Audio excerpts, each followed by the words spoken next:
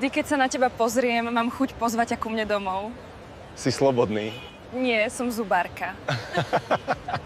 Deti sa už začínajú pýtať. Kde je ich otec? Nie, kde sú ukradnuté prachy. Čo si dáte? Pivo, vodku, borovičko alebo rum? Tak myslím, že na poradí nezáleží. Keď si zoberiete hypotéku, splácate ju 30 rokov i keď vykradnete banku, dostanete len 10 rokov. Váš finančný poradca. Miro, hraj už dačo, alebo si kúp lístok ako my. Robili ste tu už aj lepšiu kávu. Určite nie, u nás vylúčené.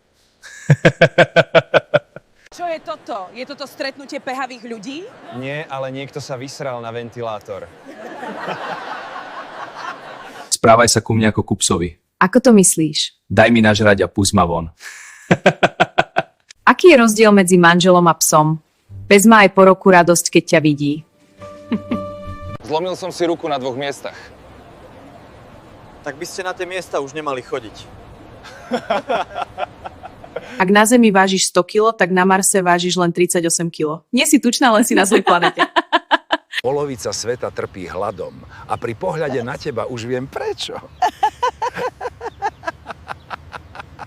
Som tehotná. No do keľu, ty tiež?